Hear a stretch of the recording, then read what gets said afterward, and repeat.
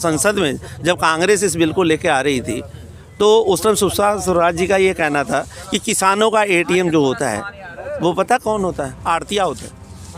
आधी रात को ज़रूरत पड़ती है, वो आड़ती के पास जाता है, उसे 10,000 5,000 2,000 जितना भी चाहिए होता है तो वो उसे पैसा देता है। और एक और चीज़ मैं बता दूं, लोग इसी पैसे की बात करते हैं, ऐसा ही नहीं है। किसानों का सबसे बड़ा आड़ती जो होता है वो एक सिस्टम है कि अगर वो 2 शब्द एक लेटर में लिख के भेज देता है ना, हमारे को चिट्ठी बना देता है या पर्ची बना देता है, तो हमारे को खेत में बोने के लिए डीजल पेट्रोल पंप वाला देता है। हम सिर्फ उसे जाके उसकी पर्ची पकड़ाते हैं और अपना ड्रम का डीजल भर के ले जाते हैं। वो खाद के लिए एक पर्ची लिख देता है, खाद वाले को दे आते हैं। अगर हमारे घर में शादी होती है ना, मैं आपको बता दूं, तो राशन के लिए भी हम उन्हीं से पर्ची लेते हैं। क्या मोदी जी कोई ऐसा कुछ करने वाले हैं कि रात को हम पर्ची लेके जाएं और हमारे को पैसे मिल जाए? वो बोलते कि मैंने क्रेडिट कार्ड तो दे दिया किसानों को। कौन सा क्रेडिट कार्ड जिसे बोलते हैं? देखिए सर, मैं आपको साफ कह दूं, भोले किसान भी हैं। ये जो क्रेडिट कार्ड की इन्होंने प्रथा चलाई, जो ये सिस्टम बनाया है, ये किसानों की ज़मीन बेचने का बनाया। आपको पता है कितने किसानों ने कर्जा लेके और कर्जा वापस ना होने के कारण लोगों ने अपने गले में फांसी का फंदा लगा के झूल गए। आज तक आपने कोई अंबानी, अंडानी, टाटा, बिरला, इनमें से किसी को कर्ज की वजह से फांसी पे चढ़ते हुए देखा है? तो सबसे ज़्यादा किसान मर रहे हैं और रोज़ मर रहे हैं। क्यों मर रहे हैं? इसी वजह से। ये हमारे से ज़मीन छीनना चाहते हैं। ये हमारे को इस तरह से दिखाते हैं कि हाँ भी हमने इनको कर्जा दे दिया। कर्जा उतरेगा कैसे?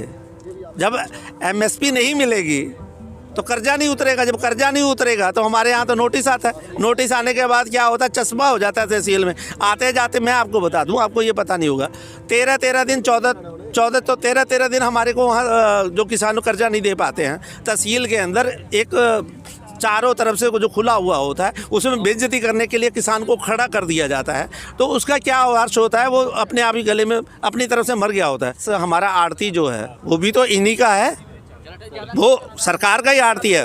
वो सरकारी मंडी में ही बैठता है, मगर वो सरकार के साथ साथ, सरकारी मंडी में बैठने के साथ साथ एक मानवत का रिश्ता भी है उसके साथ। हमारे साथ वो उसका भाई बाप वाला भी रिश्ता है।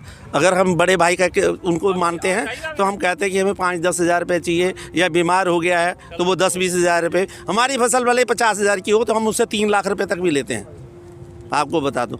तो वो देता है, क्यों देता है? क्योंकि उसको भी ये पता होता है कि ये लोग क्यों ज़रूरत है। क्या मोदी जी हमारे को देंगे? मैं जानना चाहता हूँ, आप ही से जानना चाहता हूँ। आपको डर है? हाँ, नहीं, मैं आप ही से जानना चाहता हूँ, आप ही से जानना चाहता हूँ। आपकी लिमिट सरकार ने बना रखी है 20 हज़ार रुपये और ज़रूरत पड़ गई 50 हज़ार की, तो वो 30 हज़ार कहाँ से पूरे होंगे? वो बैंक देगी? क्रेडिट कार्ड की लिमिट 20 की है। तो 20 की लिमिट है तो 30 कहाँ से आएगा?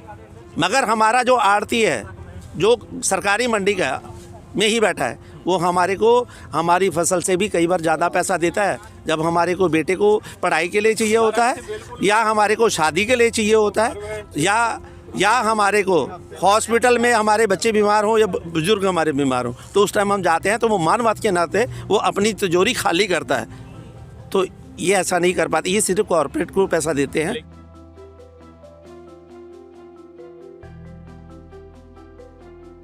अक्टूबर में मैंने धान की फसल गवर्नमेंट को दे रखी है, और कहो तो मैं उसका यहाँ पर मेरे पास एक रसीद भी पड़ी हुई है जिसका मेरे को अभी तक पेमेंट नहीं मिला हुआ।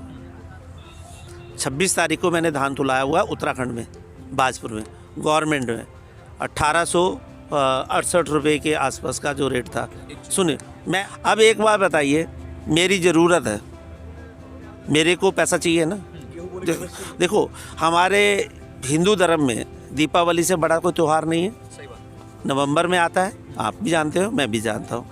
अक्टूबर में मैंने फसल तुला दी, 26 अक्टूबर को मैंने फसल तुला रखी है, सरकार को दे रखी है। 26 अक्टूबर से मेरे पास, मैं अभी तुम्हारे को बता सकता हूँ, अभी तक 1 रुपया मेरे पास नहीं आया। उसके बाद मेरे को गेहूँ भी बोनी थी, गेहूँ की बुवाई भी हुई है, नवंबर और दिसंबर में गेहूं की बुवाई हुई है।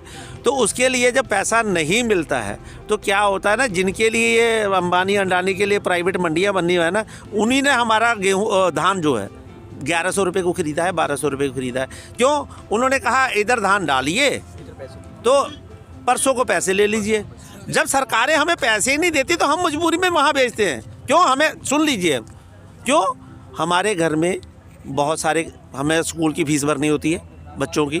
6 महीने में हमारी फसल आती है, 6 महीने तक हम स्कूल की फ़ीस नहीं भरते और उसके साथ ब्याज समेत लगा के हमें स्कूल की फ़ीस भरनी होती है। और अगर फ़ीस नहीं भरते तो हमारे बच्चों को बाहर कर दिया जाता है कि अब तो धान आ गया आपका, आपके पापा फ़ीस क्यों नहीं भर रहे हैं। तो क्या होता है कि हमारे को उनकी फ़ीस भरने के लिए भी हमें अपने फसल को औने पौने दाम में बेचना पड़ता है।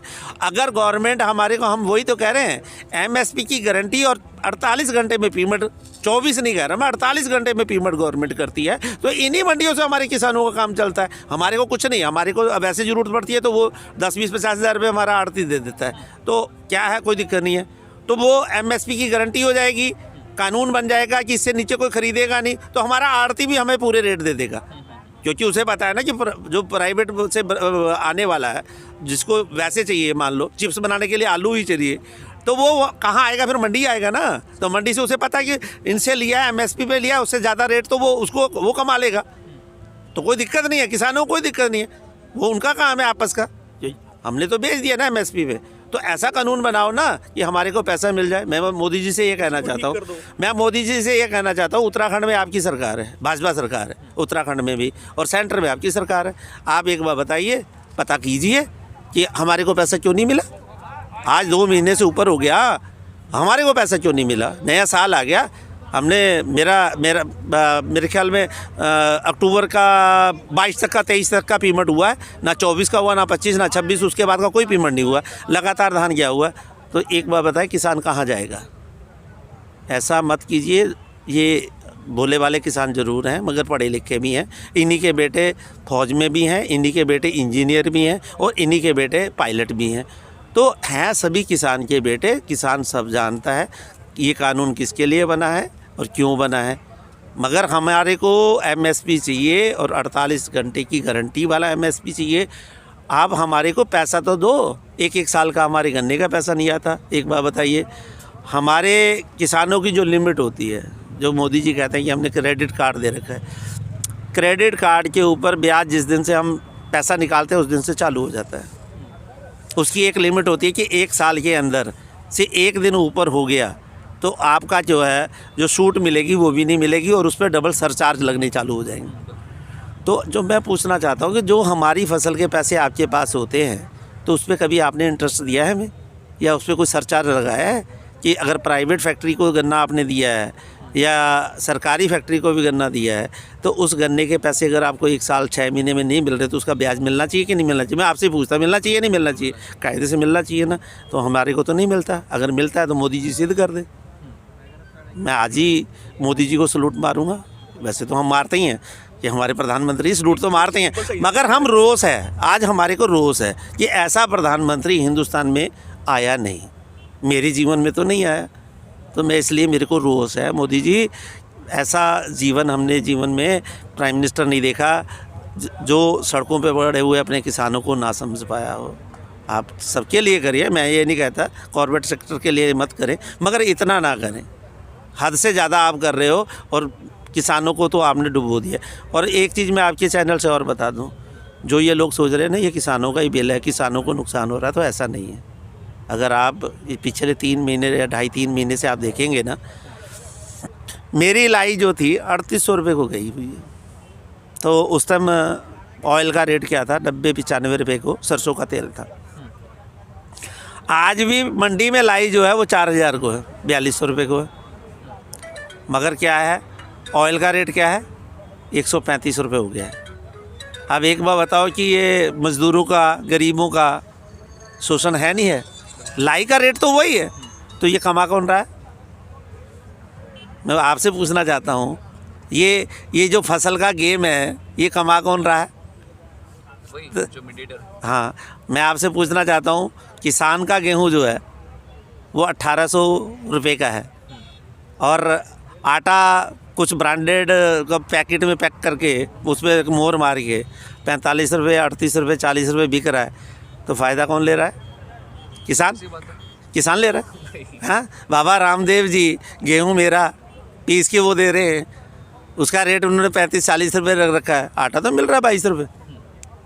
आप चक्की पे जाइए, किसान का गेहूँ वहाँ जाता है, वहाँ से आप 22 रुपये आटा लीजिए, गरीब मजदूर वहाँ से खाता है। तो क्या आप यही चाहते हो कि हमारे जो गरीब मजदूर हैं या गरीब लोग हैं जो दिहाड़ी मजदूरी करते हैं, तो वो 100 रुपये किलो वाला आटा खाएंगे जिस पे अंबानी का या अंडानी का मोहर लगा हुआ होगा।